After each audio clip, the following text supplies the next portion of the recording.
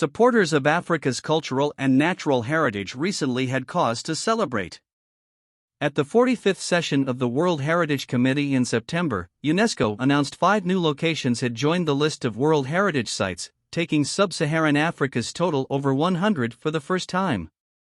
Rwanda's first 2 World Heritage Sites were named among 42 new entries worldwide.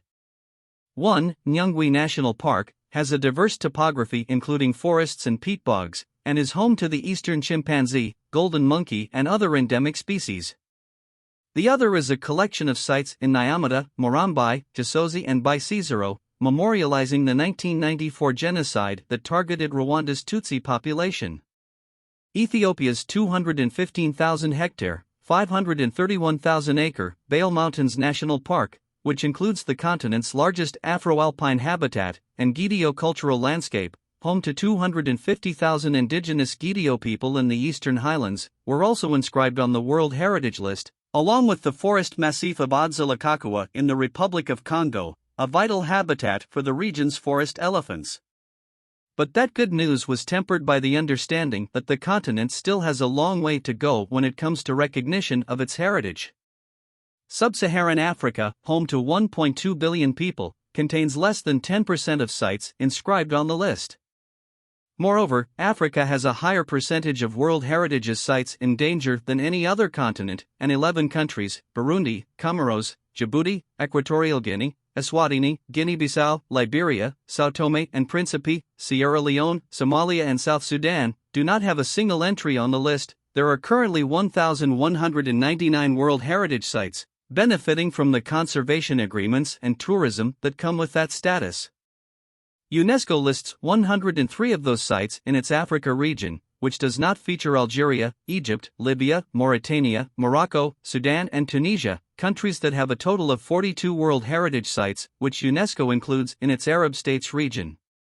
To qualify, a site must be of outstanding universal value and meet at least one of 10 criteria, such as representing a masterpiece of human creative genius, containing superlative natural phenomena, or bearing exceptional testimony to a cultural tradition or to a civilization which is living or which has disappeared.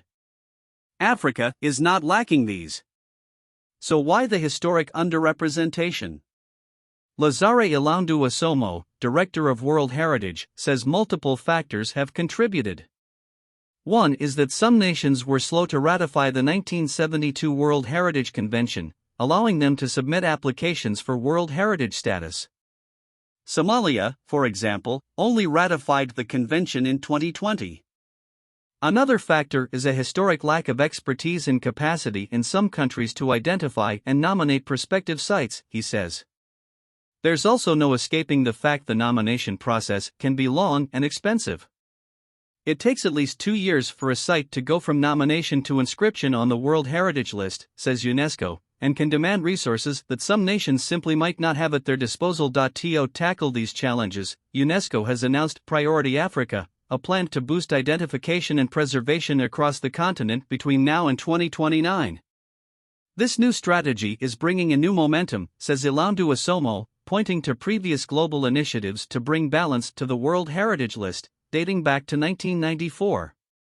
By 2025, we will make sure that most of the African countries that do not have a World Heritage Site have at least started preparing a nomination dossier, he says, adding he hopes that every African nation currently without a site on the list will have one by the end of the decade. The World Heritage Director, from Cameroon, and the first African to hold the position, says there are more local resources and expertise than ever before to help maintain heritage sites.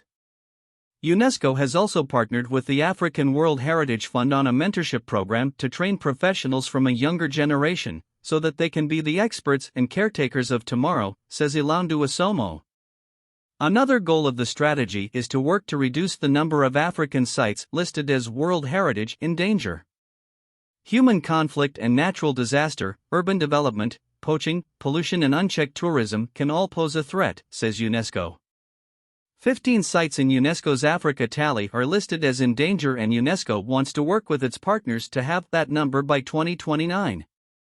In positive news, one site in Uganda, the 19th-century tombs of Buganda kings at Kasubi, in Kampala, was recently removed from the endangered list after a 13-year effort to restore their indigenous architecture after a fire ripped through the tombs in 2010. Ilandu Asomo says that even in the most challenging circumstances, it is paramount to support African countries in their effort to preserve their heritage.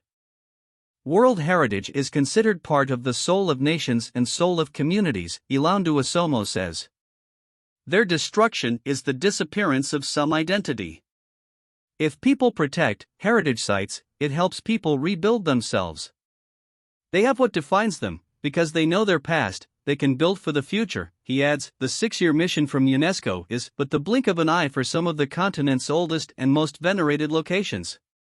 While it is down to individual nations to submit applications for inclusion on the list, the director did let slip one place he'd like to see inscribed in the future: the Bisesero Islands. The archipelago off the coast of Guinea-Bissau is not only a biodiversity hotspot, it is also populated by a matriarchal society, and would become the nation's first World Heritage Site. Ilandu Asomo stresses that countries should look broadly at what they might want to submit to UNESCO for consideration. You don't need to have an Eiffel Tower to propose a World Heritage Site, he says. It's not only the monumental, there are a variety of sites everywhere in the world that have the potential to join the list.